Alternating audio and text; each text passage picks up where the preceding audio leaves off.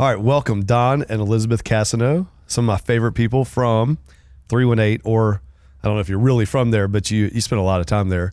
This goes back a long ways. This is back forever. So y'all, I've known y'all longer than anyone I've known in Baton Rouge.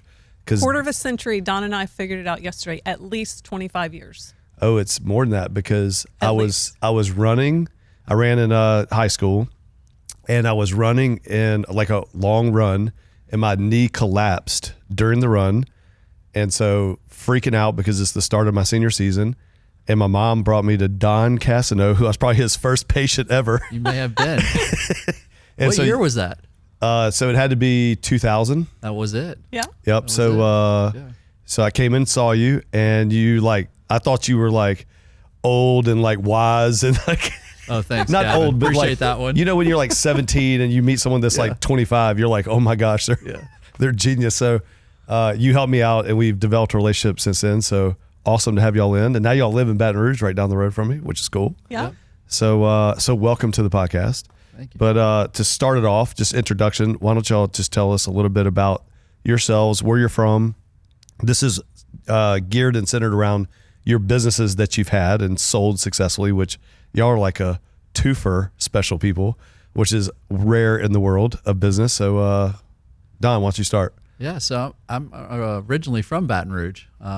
Graduated high school here, and then went off to college, went off to grad school, and then we figured out really quickly that we couldn't afford living in Florida right out of grad school, and so threw a dart, ended up in Alexandria, Louisiana. Oh. And then from there, that's where things took off. Yeah. So you are in PT, like by trade, and you started to work at a clinic.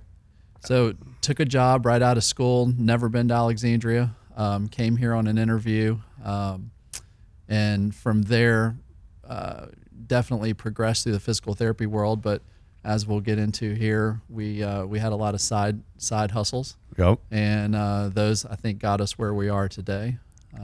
Cool. Yeah. And Elizabeth, how about you? Originally from Opelousas, went to LSU, then shortly after met Don, and we moved to Florida for PT school. And then, like he said, we landed in Alexandria, spent 20 years there. That's where we met you and your family. And been to Shreveport and now back in Baton Rouge. So Well, I like y'all. We're from Louisiana for sure. You've seen all of Louisiana. Yeah. I like y'all in Baton Rouge better. So Baton Rouge has been good. Yeah. Well, so y'all, so Don, you got into PT, started as a PT. And then what I really want to talk about is your first business that you started. I think it was your first. And that was something that I was passing around. And unfortunately, you came after I was gone from Alexandria because I left to go to college. And so y'all started a running store, running apparel and shoes, but mostly shoe store. Why don't y'all tell us about how did you come up with that? Because Don, I know you're a slow runner, so I don't know how. Oh, here we go, Gavin. And I'm even slower. I'm gonna have to throw this one out. A little compliment here. I saw that we have a district champ in your house. Yep. Huh? So Ruby, my oldest, won the mile and 800 after. Yeah. Maybe she got a little daddy gene in her, so we're excited. I thought it was from her mother. No. If you saw her mother run, she would not. Summer. Summer is amazing, but not a good runner. Yeah. But Ruby is maybe taken after her dad. We'll see. That's awesome. I'm going to kick the Run Wild one to Elizabeth. That's really her journey. Yeah. And I was the sidekick there. A lot of weekend hustles, a lot of holiday hustles. Always behind the scenes. Always behind the scenes. Yeah. But and then we had Run Wild event management, that side of our business too. But why don't you take that one? So Run Wild was probably really where we launched our entrepreneurial spirit into being.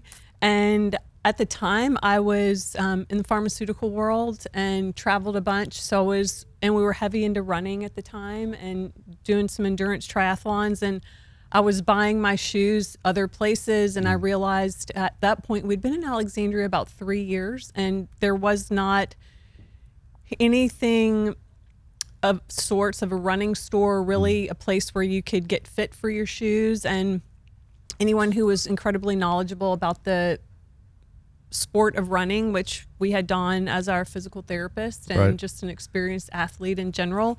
So we partnered up with Mr. Steve Ayers in Alexandria to find a place, and he built it out, and that's kind of how it began. And we came up with a budget of we needed to sell 4 pair of shoes a day, Okay. and went to Red River Bank and said, like a one-liner, here's our business plan, which Yeah. I know those models change now. It requires a little bit more than that. Yeah. And I think we borrowed $21,000 from Red River Bank. Wow. That's awesome. Yeah, and paid it off in 17 months. And 13 years later, or 12 and a half years later, we were, still just cash positive and never had a loan at Red River Bank again. And Yeah. so it was great. But the running community, the community in general really supported a business and kind of niched ourselves in not just running, but walking and just community. Yeah. And and then after we felt like we're at the full life cycle, we exited in March of 2016. How did that experience go? Like, so that is a lot of business owners wish and dream, and it's very difficult, but y'all did it, I think, pretty easily, or not easily, but y'all successfully There did was it. a lot of blood, sweat, and even some tears in the Yeah. 12. We owned Run Wild probably a little over 12 years. Yep. And had a really successful business, and it was definitely community driven, community focused. And I think, we had a goal, a dollar goal of, okay, here's where we want the business to get. And Mr. Steve, who I mentioned earlier, is an incredible business guy. And I remember him saying to me one day, before you get into business, you should always have an exit strategy. Right. I thought, holy crap, what? Yeah. Like at that time, I'm still just grinding, sweating, thinking I'll be 85 and still selling shoes. Right. As business got where we were comfortable and it was growing, we expanded twice. Yep. In 2015, we had 6 different individuals or groups reach out to us to want to buy Run Wild. And that was from January until New Year's Eve. So the person at a New Year's Eve party, when he had talked to Don and I, we left that New Year's Eve party and I said, it's time. Yeah. So we did a business valuation. We were comfortable. 2015 had been our biggest year. We had hit a lot of milestones. And in January, we gave 3 of the groups a sort of, here's our packet. And on March 18th, I think, or 21st of 2016, we signed the papers. Wow. And turned it over. So it went really quick. Yeah. That's a incredibly fast transition from like January 1st to March. That's Yeah. awesome. So that to me probably led to, well, obviously that created the entrepreneur spirit in both of you as a team. Yep. And then that maybe transitioned to the PT world, which when I knew you and I've known you, like, I don't think we either thought PT was a business or this entrepreneur. It was like something you did. It's like you showed up and then it turned into a business and evaluation. And so how did that like transform the PT world for you, Don? I think obviously there are a lot of parallels there on the business side, Yeah. but when you're I'll kind of stay in the healthcare lane. Yeah. In the healthcare model, when you go to whatever schooling you go to, they don't teach those aspects of healthcare, the business side of it, right? And so I do think it's important when you come out is to do exactly what you said, to kind of earn your stripes from the standpoint of what you do in the community, how you develop yourself, how you develop your relationships in that community, and then what do you deliver to your patients and how do you create that network, right? Yeah.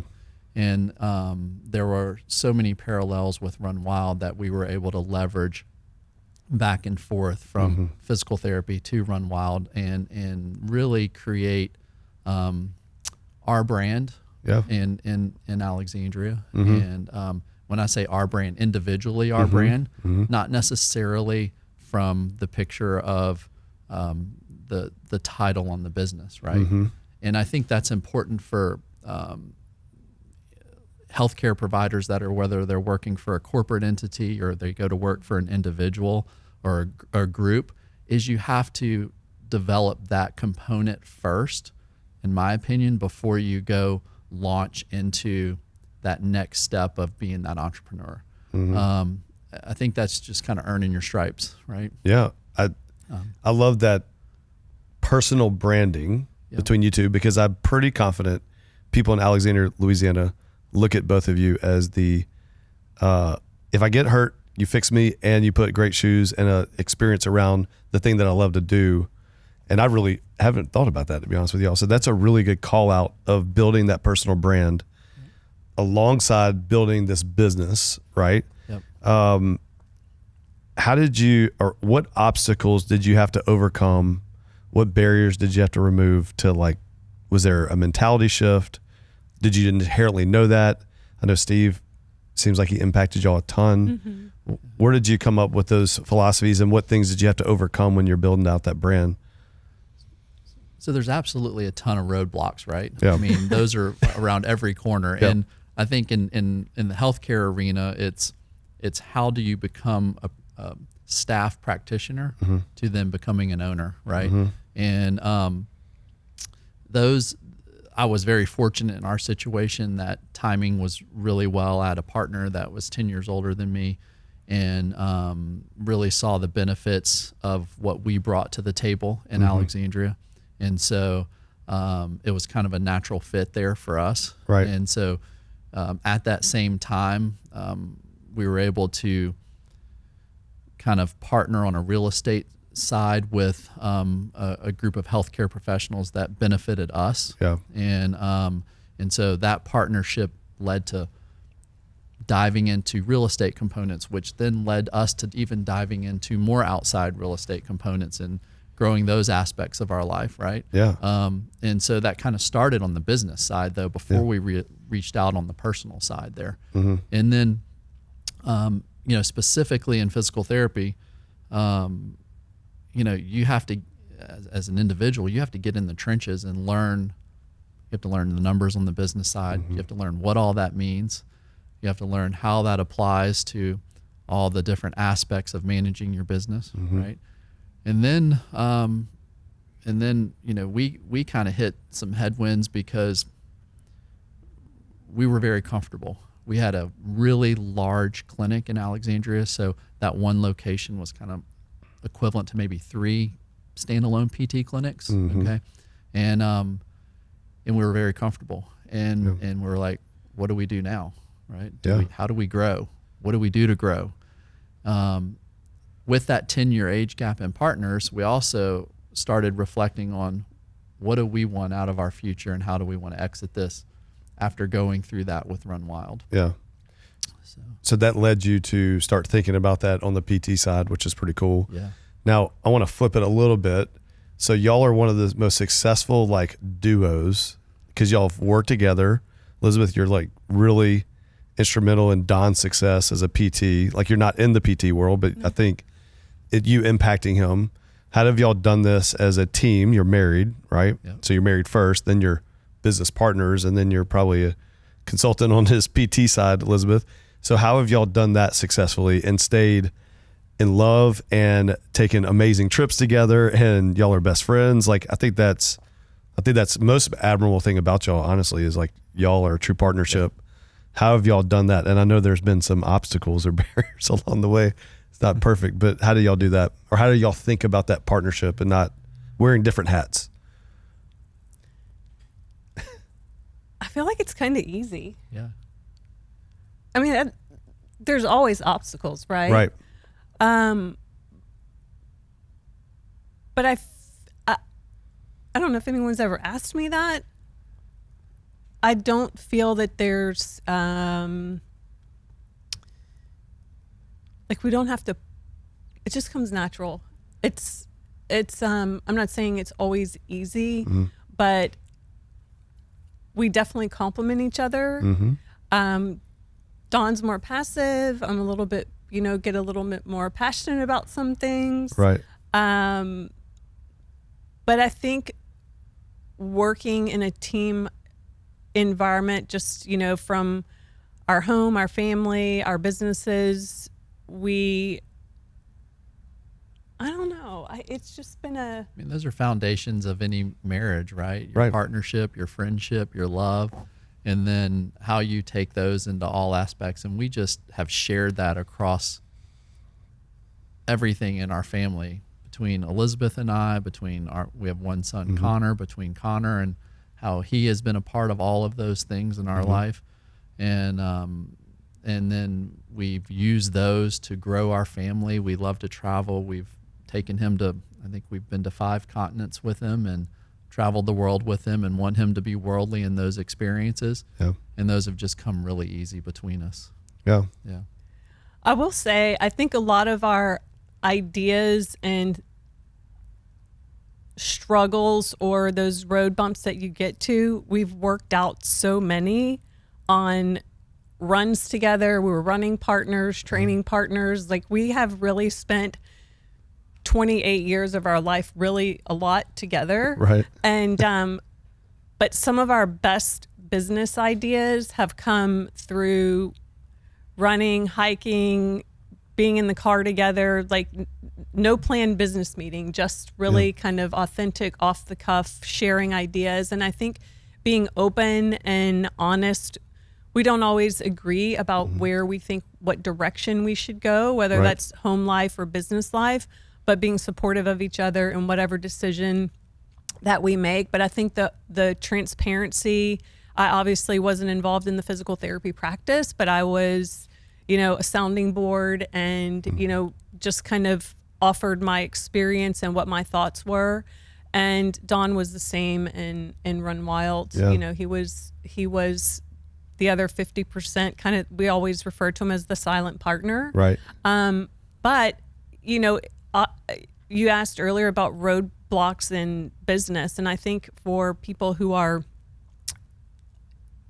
local proprietors, individuals who don't have a corporate back end to ask questions or bounce ideas off of, some people have this separation of, business and family. So work and family, they just leave at home. Right. And I respect that. But for us to be able to, I think, stay connected to each other, it was important for us to share what we had going on. And I think we both were successful in our businesses because we did have each other to lean on. Yeah, that's really good.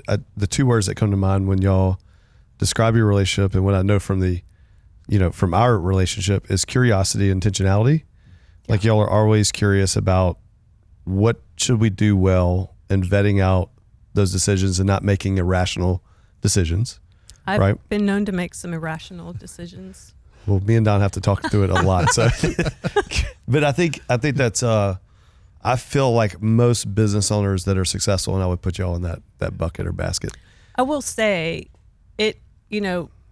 female entrepreneurs, you kind of stand up against a lot just going into that. I mean, I was 35 and I did have several long-time industry, in the running industry, people tell me, okay, you've convinced me to open you an account, but you're going to fail.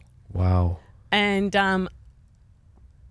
I was kind of like, okay, you told me I was going to fail. It's on. It's on. Yeah. And but I think we have to go through struggles and fear to get to the next level. Mm-hmm. You have to get really comfortable being uncomfortable, right? And I think our greatest achievements are on the other side of what we might fear. Yeah.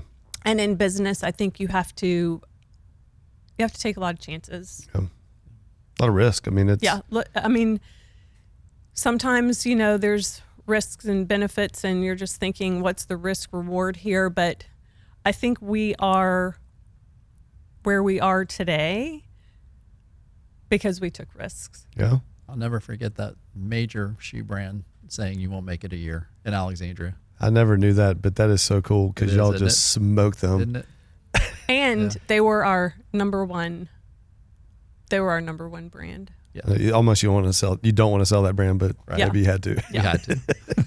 That's so cool though. Yeah. Like, I think most starting business owners are going to hear that from somebody.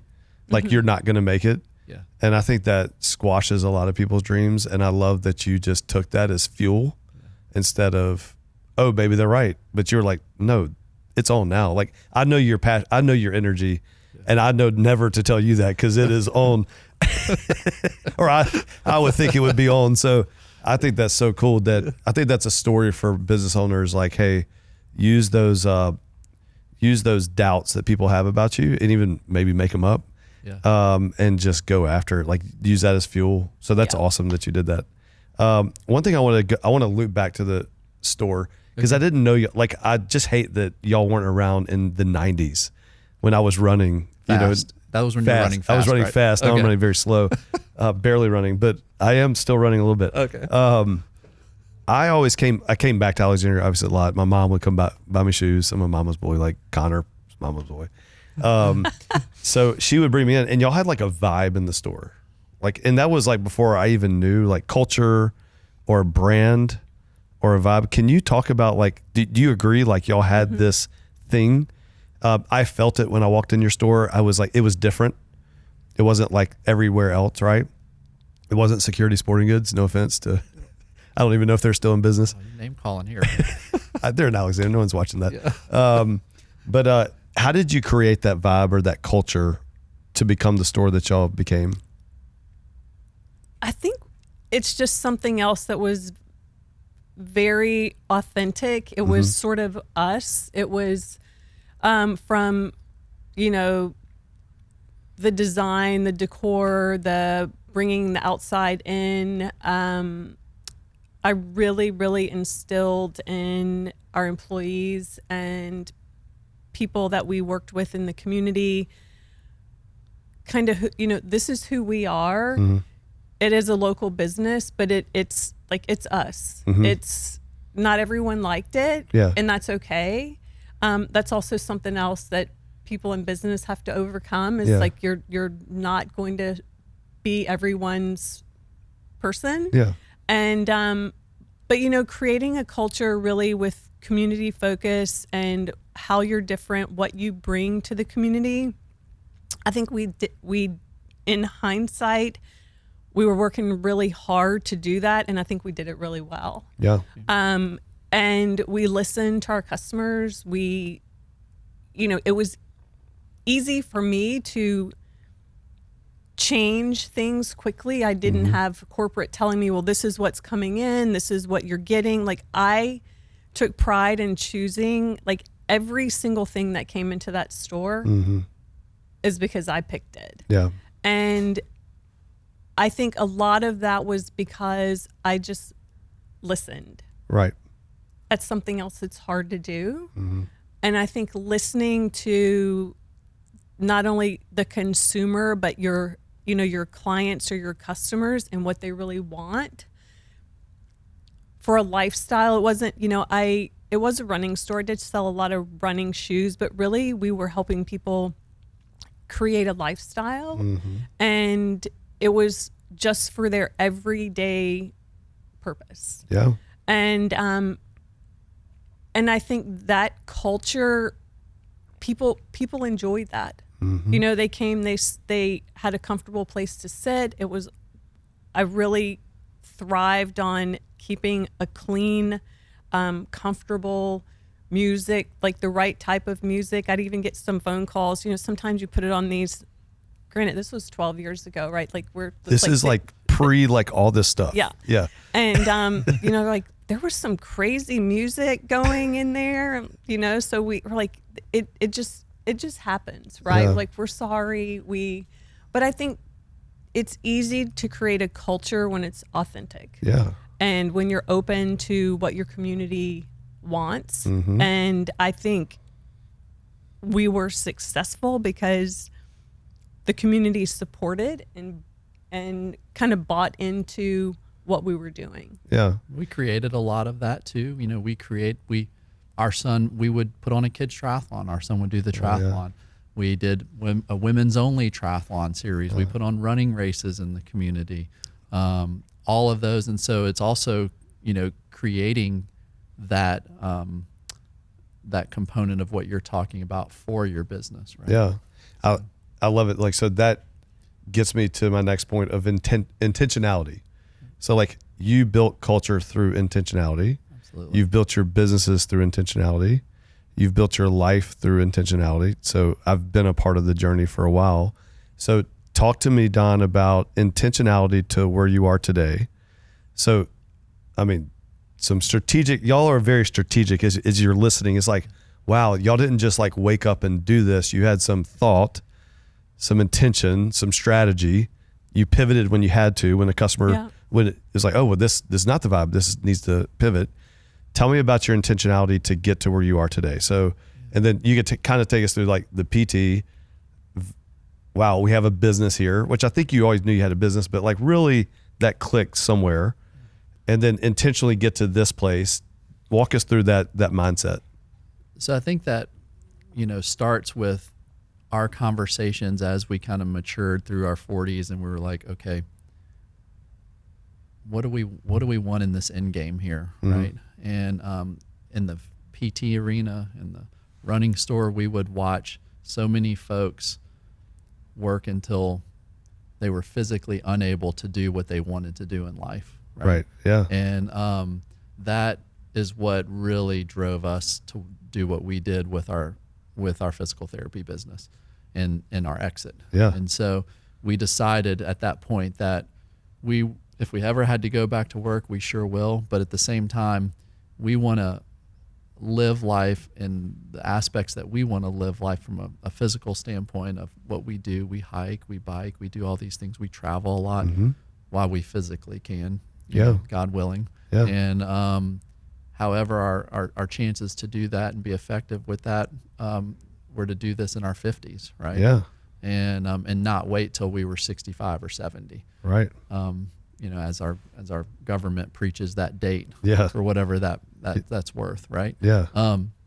That needs to be changed, by the way. I mean, we're all working to 65 just because that's when Medicare starts. Yeah. It's like, get out of here with Medicare. Yeah. It's really terrible. Agreed. So we were at a really good place in the physical therapy business, and we were kind of stuck, and we were like, do we just accept where we're at, or do we try to grow this? And then lastly, like, how are we going to exit this, right?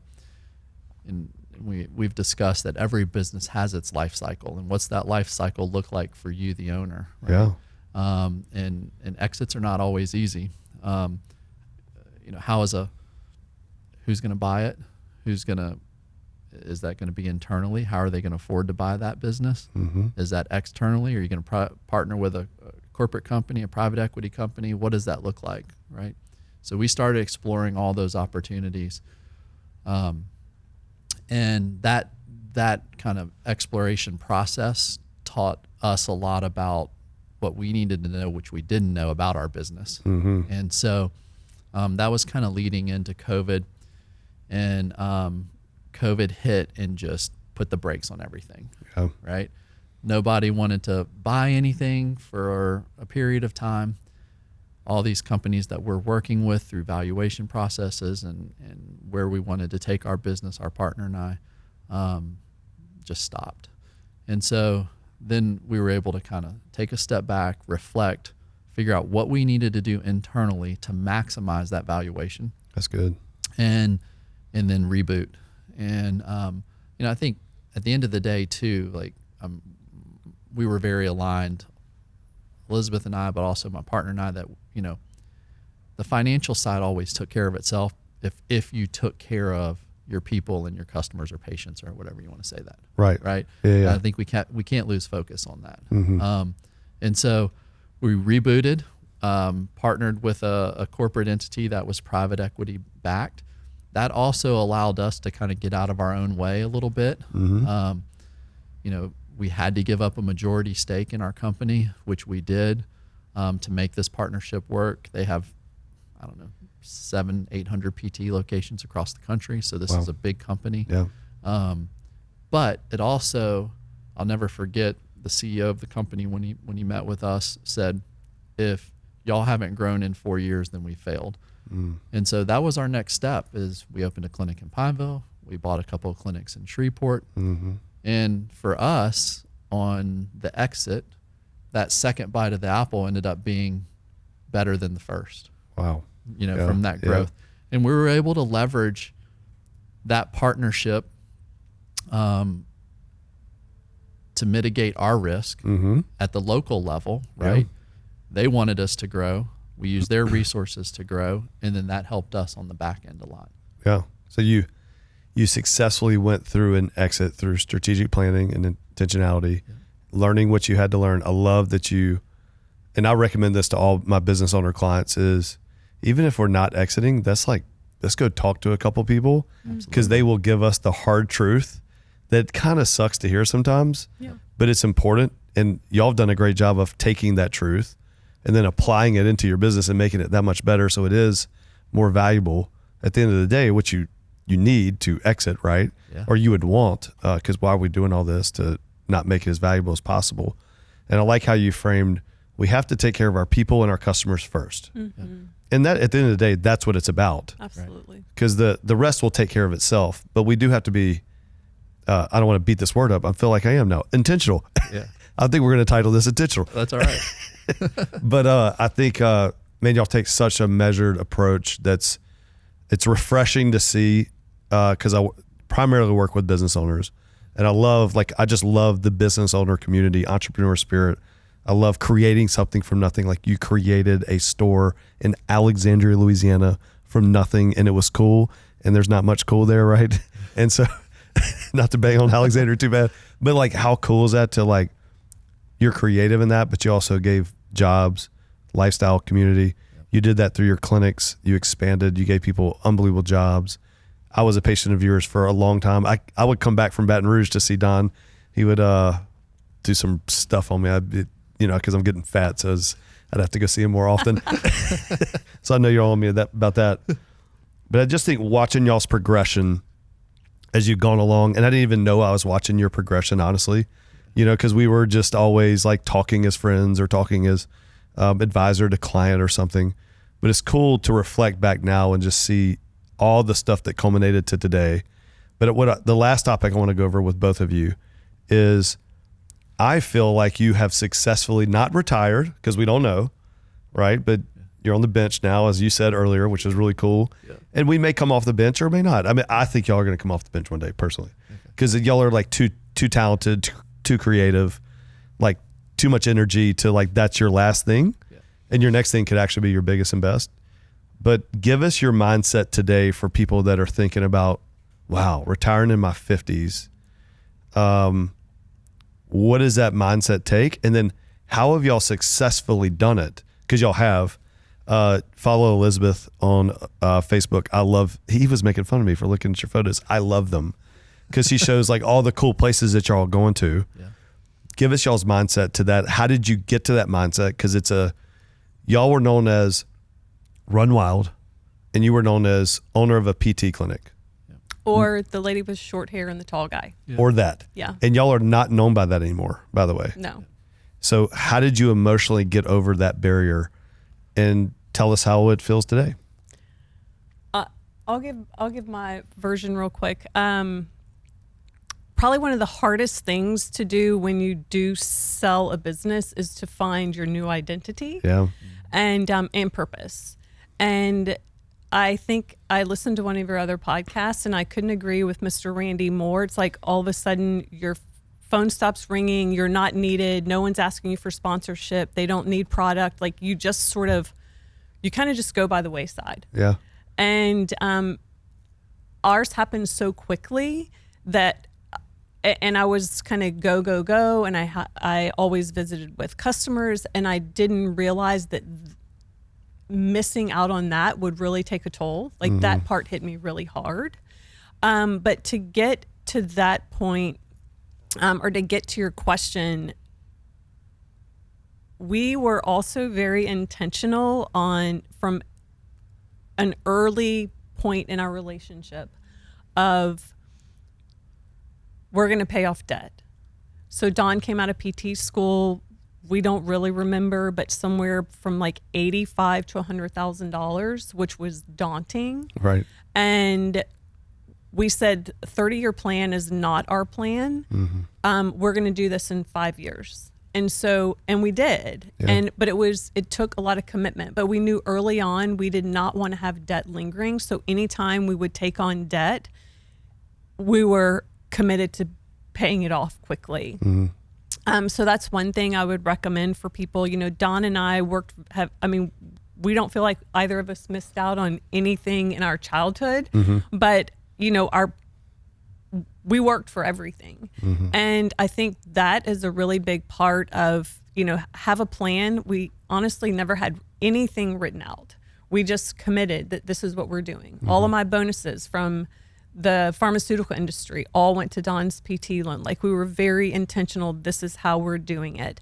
And then at a really early age, probably even before we were in our 40s, we said, we don't want to work our entire life. Like, we have to figure out some way to do this. But it was being intentional. And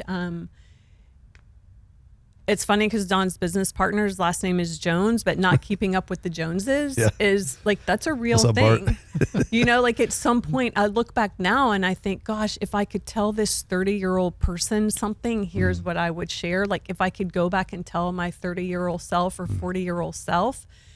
And now I'm at a point where I know you'll appreciate this, but I've become a really better steward of my money,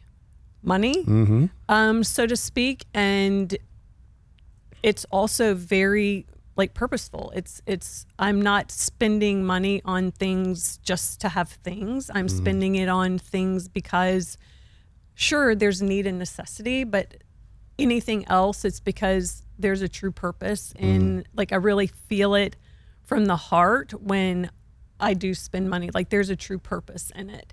And I do think even in this crazy economy that we're in, that people still overspend. And if I could just tell anyone, you have to start thinking when you're 30s and 40s about where you want to be when you're in your 50s and 60s, and start working on it now, because that's where you're going to be the change maker and make a difference, is early on. Because when you get to 55, saying you want to retire at 55, that's really hard. Yeah. And so planning and preparing definitely helps, because it's daunting. You're thinking, I never thought in my 20s and 30s and really even early 40s that we would be retired early. Until someone showed me, like, this is how you can do this. And so I think all of those things, planning, being intentional, mindful, not keeping up with the Joneses. Just because you can afford something doesn't mean, just because you can afford a $1 million house doesn't mean you buy the $1 million house. Right. You know, and so I think all of that, there's a lot of puzzle piecing, but I think it's just being intentional with what your goals are, what your long-term goals are. Nice. And again, I know when you're 30 and 35 and 40, it's hard to even conceive that. People are thinking, how can I even save $300 a month in an IRA? Or, you know, like, I get that, but I just think that there's a lot of meaningful time to spend with yourself to kind of determine what your long-term plans are. Yeah, that's good. I'm going to use that. Thank you. Don, do you have a mindset of that? Yeah, you know, we haven't missed a beat. We're out there. I mean, you obviously follow Elizabeth on Facebook. I'm not on there, but we're enjoying every moment of that. And a huge part of that is just what Elizabeth talked about in the planning stages, but also, and throwing this back at you, you know, we were in the trenches a lot together. Yeah. You know, I had a lot of phone calls with you. We hashed out a lot of different scenarios. I didn't fully understand those scenarios. You know, one thing we had to kind of decide, you know, do we want to have a legacy here or of wealth, or do we want to kind of end it right here and enjoy, but still leave what we have, you know, to our only son and whatever that looks like. And So you walked us down those paths, and from scribbling on our windows in our house, and That was fun. you like that one? I do. Yeah, and to all of those different fun meetings we had. But I think now we understand that process a lot better. I probably should have understood it a little bit better before we officially inked it. You do it once is the problem. Yeah, but it's worked out. Yeah. Well, y'all have done an amazing job. Yeah. Thank y'all for sitting with me today. Y'all, believe it or not, and it feels weird, like all the guests I've had on, y'all have given me a lot of mentorship, which I don't know if y'all know that. So y'all have been an example. You have done things the right way. And that's easier for me to go about my life when I have people like you in my life. So thank you for that. All right. And incredible job. I don't think the act's over. I think that was like the second act, and I think the third one's actually going to be bigger, but we'll wait and see. Yeah. And keep on living life well like you are. So I just enjoy watching y'all, and keep posting your pictures, even though whatever he says. Yeah. Because the trees were awesome, the last pictures. They were huge. Yeah. And you did a good job of capturing how big they were. That's hard to do photographically, Don. Thank you. I appreciate that. Yeah. But thank you all. I enjoyed this time. Gavin. This went way too fast, so maybe we'll do it again. All right. All right. Thank you all. Thanks, buddy. you. Appreciate it.